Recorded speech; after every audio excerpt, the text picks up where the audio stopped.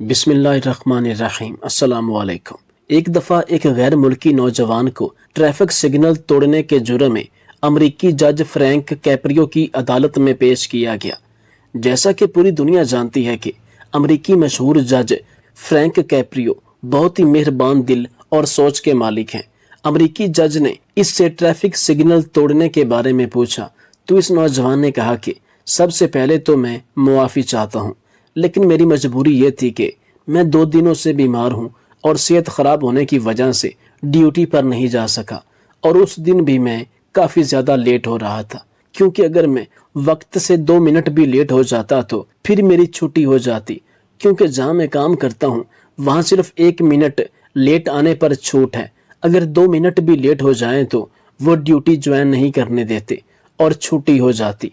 और 3 दिन छुट्टी होने का खसारा मैं बर्दाश्त नहीं कर सकता था, जिसकी वजह से जाने अनजाने में मुझसे ये गलती हो गई। बातों बातों में ये नौजवान इमोशनल हो गया और कहने लगा कि हमारे मुल्क के बासलाहियत नौजवान मुल्क छोड़कर दीगर मुल्कों में जा रहे हैं, क्योंकि हमारे मुल्क में रोजगार नाम की कोई चीज़ नहीं।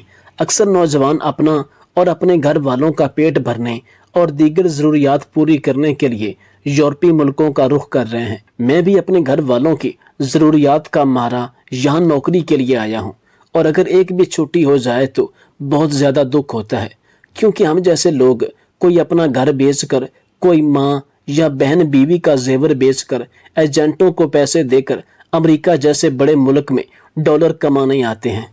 काश कि हमारा अपना मुल्क ठीक हो और हमें बाहर किसी मुल्क में ना जाना पड़े। बदकिस्मती से मेरा मुल्क बहुत ज़्यादा ख़राब है, जिसकी वजह से हम जैसे लोगों को दीगर मुल्कों का रुख करना पड़ता है। साथ ही ये नौजवान रोने लगा तो अमरीकी जज फ्रैंक कैप्रियो ने इसे हौसला दिया, पानी पिलाया, फिर इसको मुखातिब करते हुए कहा कि वैसे तो ये वाकया जो अभी मैं आपको सुनाने जा रहा हूँ ये एक मुल्क का है, लेकिन यहाँ मैं किसी मुल्क को नीचा दिखाने या इसकी बुराई करना मुनासिब नहीं समझता, लिहाजा मैं एक तोता, तोती और उल्लू का जिक्र करते हुए ये वाकया बयान करता हूँ।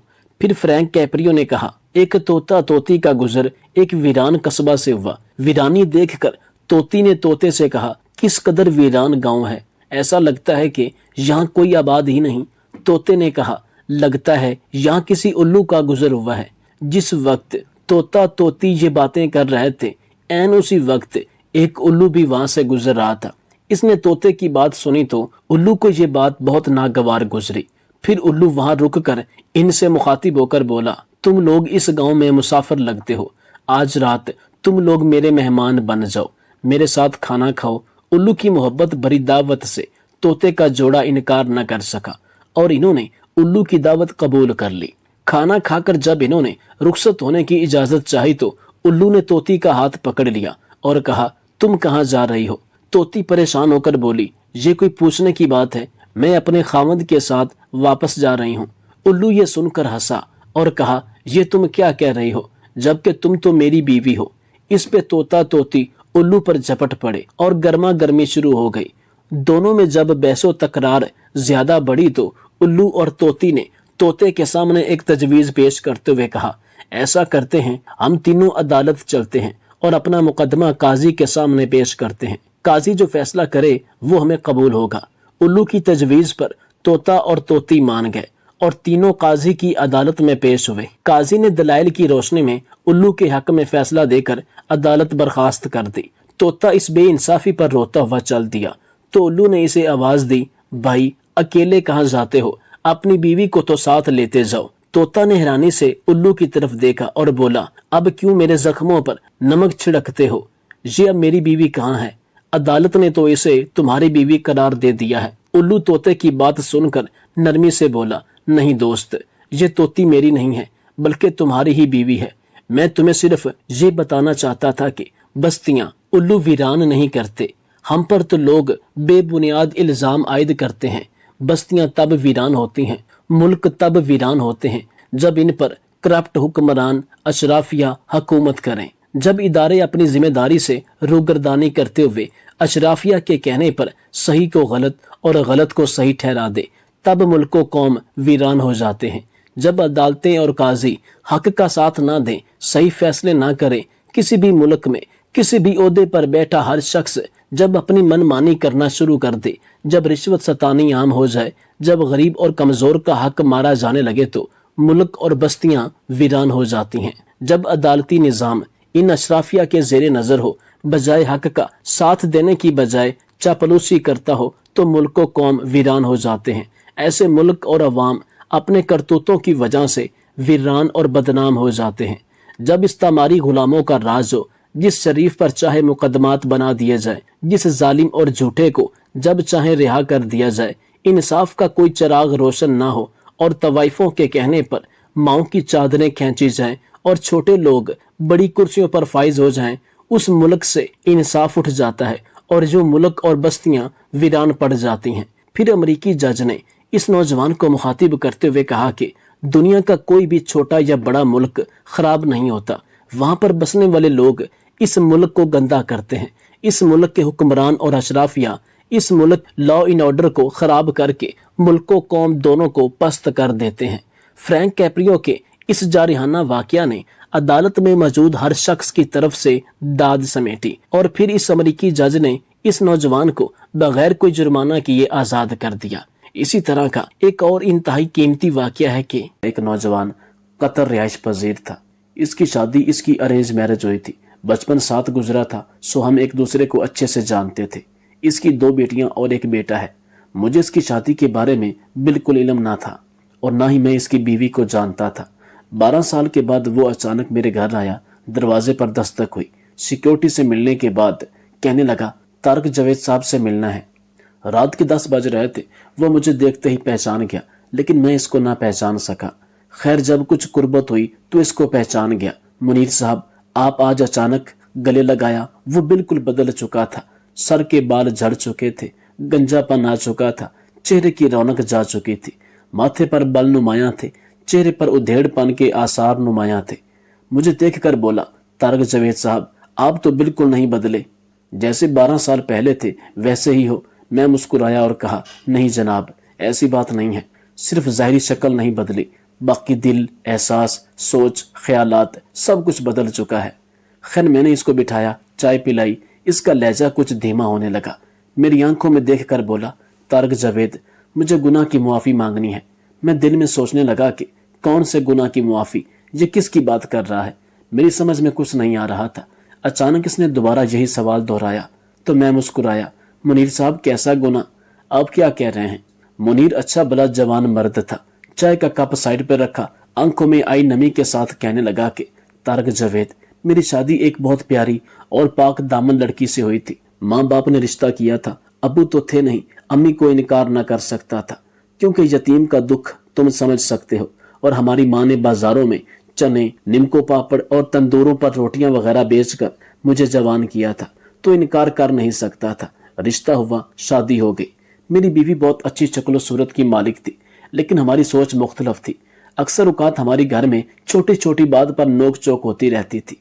मैंने उसे लाख दफा समझाया और इसने शायद मुझे, लेकिन हम दोनों पता नहीं क्यों एक दूसरे की बात को समझते नहीं थे। चौके में कतर में रहता था और भी मजदूर दोस्त मेरे साथ रहते थे। उनके साथ रहते रहते मुझे दीगर मुज़र सेहत चीज़ों का इस्तेमाल भी करना पड़ता था। इसलिए शराब, चरस, अफ्यून वगैरह पीना मेरे लिए आम सी बात थी। लेकिन मेरी बीवी को सिगरेट और शराब से सख्त नफरत थी। 1 साल के बाद हमारे दरमियान बहुत झगड़े होने लगे।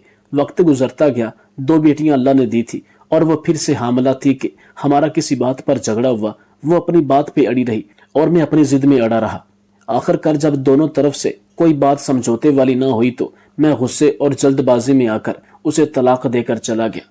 मैं वापस ना पलटा। आज 10 साल गुजर गए हैं, इसे छोड़ा हुआ है, लेकिन मुझे अपने बच्चों की बहुत याद आती है और जब इनकी याद मुझ पर हावी होती है तो मैं सांस लेना भी भूल जाता हूँ। मुझे दुनिया की किसी चीज में सुकून नहीं मिलता। हत्ता कि पहले दोस्तों में बैठते ही रौनक आबाद हो जाया करती थी, लेकिन अब क्लब में नाच गाना या शराब वगैरह हो, इससे भी जरा भर भी तबीयत में फर्क नहीं पड़ता और दिल बोझल बोझल रहता है। मैं अंदर से बहुत टूट चुका हूँ। मैं ऐसा बदनसीब पेड़ हूँ जो अंदर से बिल्कुल खोखला हो चुका है और मेरी जड़ें यानी मेरी औलाद मुझसे बहुत दूर है, जो कि मुझे सहारा देती और ये पेड़ दोबारा से फल फूल सकता और अपने बीवी बच्चों के लिए एक घना साया बन सकता। میرے پاس کروڑوں روپے ہیں، جائیداد ہے، لیکن میرا 2 بار بائی پاس ہو چکا ہے۔ شاید اب میرے پاس زیادہ وقت نہیں ہے، نہ جانے کب زندگی دغا دے جائے اور سانسوں کی یہ ڈوری ٹوٹ جائے۔ وہ رو رہا تھا، میرا ہاتھ پکڑ لیا۔ طارق جاوید، میں اپنی بیوی اور اپنے بچوں کو اپنانا چاہتا ہوں۔ مجھے بہت تیز بخار تھا، مجھ میں ہمت نہ تھی، پھر بھی اٹھا، اس کے کندھے پر ہاتھ رکھا اور اسے حوصلہ و سہارا دیا۔ منیر، اللہ سب بہتر کرے گا، تم اداس نہ ہو۔ وہ بلک بلک کر رو رہا تھا۔ طارق جاوید، میرے بچوں کا کیا قصور تھا؟ بھلا میری انا، میرے غرور نے ان کو نہ جانے کتنے درد دیے ہوں گے۔ میں اپنی بیٹیوں کو سینے سے لگانا چاہتا ہوں، نہ جانے وہ کس حال میں ہوں گی، ان کی زندگی کیسے گزرتی ہوگی۔ طارق جاوید، مجھے میری بیوی بچوں کے پاس جانا ہے، میں سب کچھ لوٹا دوں گا۔ میں اٹھا، اسے گلے سے لگایا، اس کے آنسو صاف کیے، اسے حوصلہ دیا اور کہا سب ٹھیک ہو جائے گا، تم پریشان مت ہو۔ لیکن مجھے ایک بات بتاؤ کہ تم نے دوسری شادی کیوں نہیں کی جبکہ تم ایک مالدار آدمی بن چکے ہو؟ تم چاہتے تو بے شک 2 شادیاں بھی کر سکتے تھے۔ یہ کہنے لگا، مجھے اس رشتے سے نفرت سی ہو گئی تھی۔ مجھے کسی عورت کا یوں ساتھ اچھا نہ لگتا تھا، کیونکہ جب بھی گھر جاتے جھگڑے شروع ہو جاتے، کبھی سسرال والوں کے تو کبھی میکے والوں کے، اور اختلافات بڑھ جاتے، اور مجھے ایسا لگتا تھا کہ میری زندگی سے سکون نام کی ہر چیز غائب ہو جائے گی۔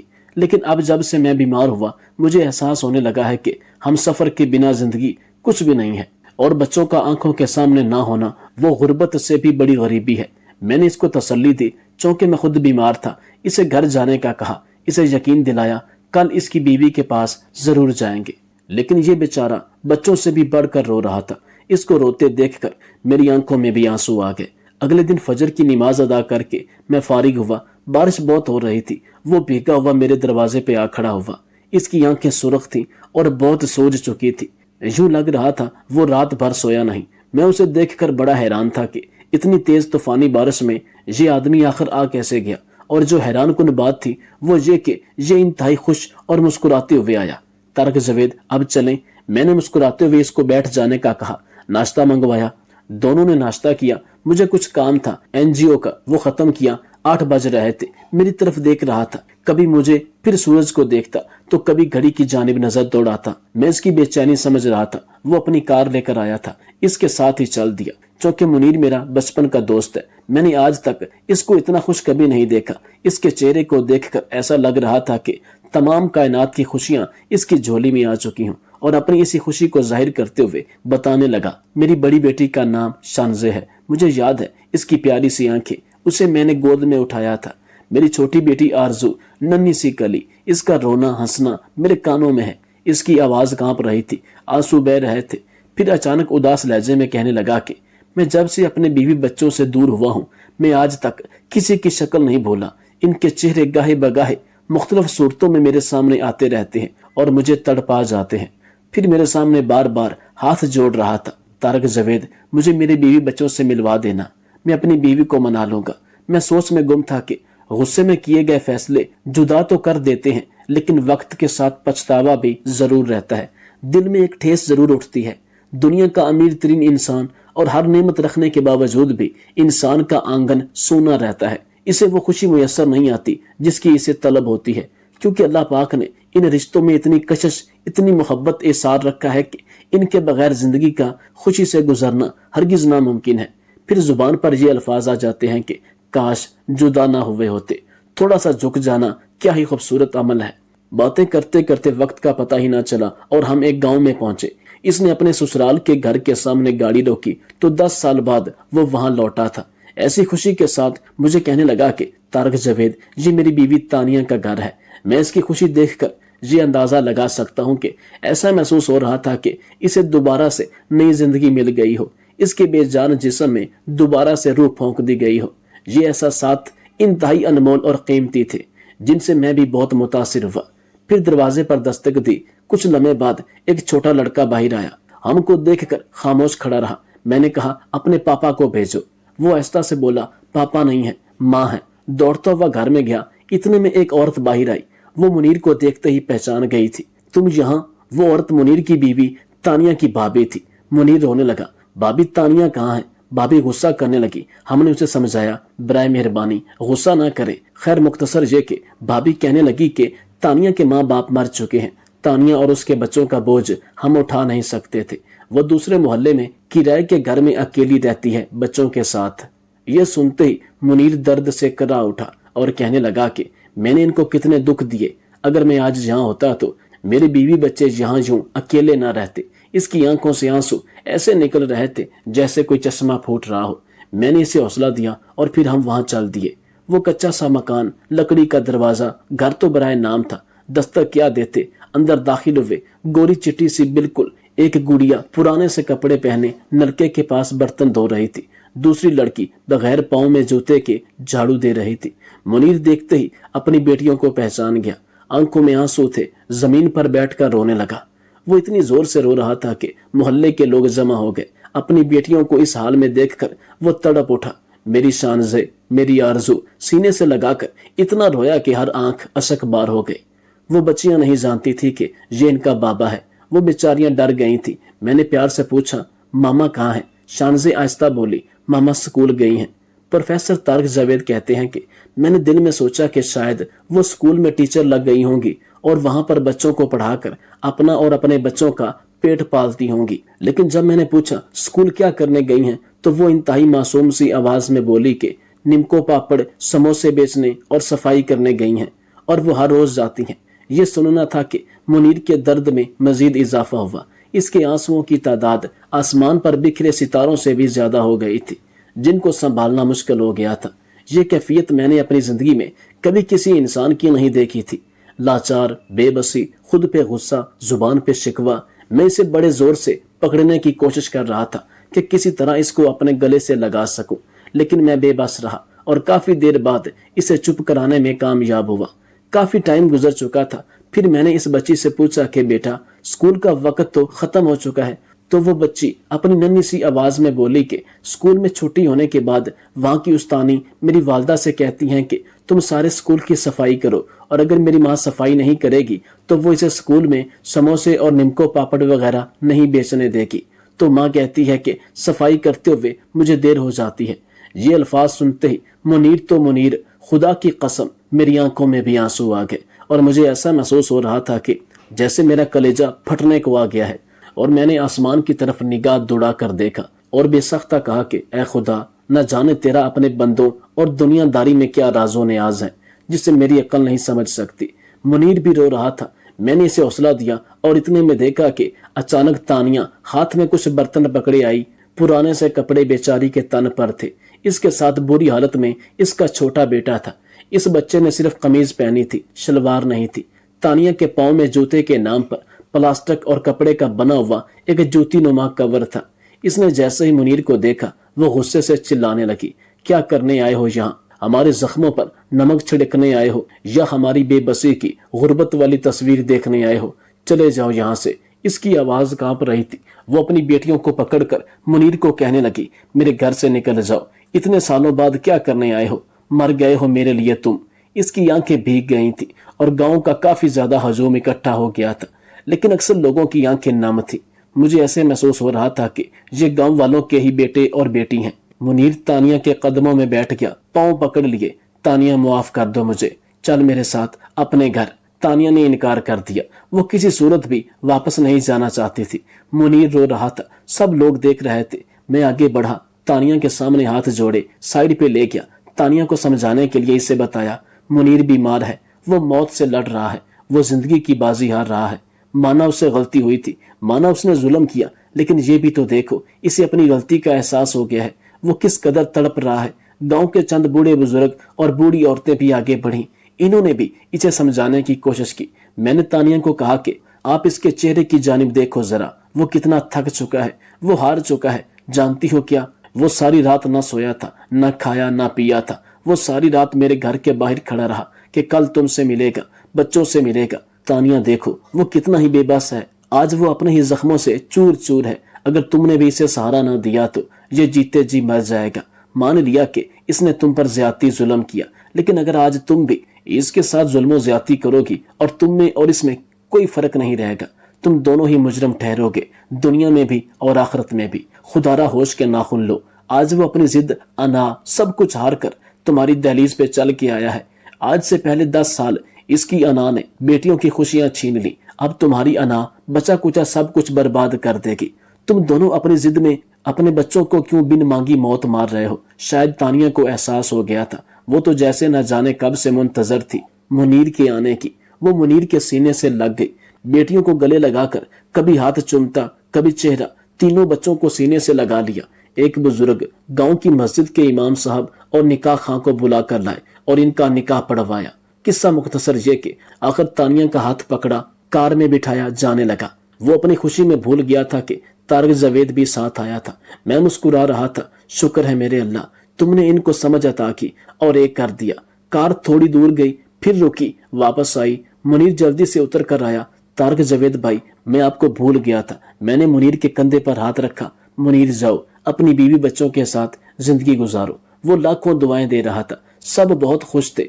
बच्चे बार बार कार को देख रहे थे तो कभी बाबा की तरफ देखते। बच्चों के चेहरे पर मुस्कुराहट देखकर मुझे मेरे जिस्म के जर्रे जर्रे में एक ऐसा सुकून महसूस हुआ जो मुझे आज तक किसी भी खुशी से महसूस नहीं हुआ।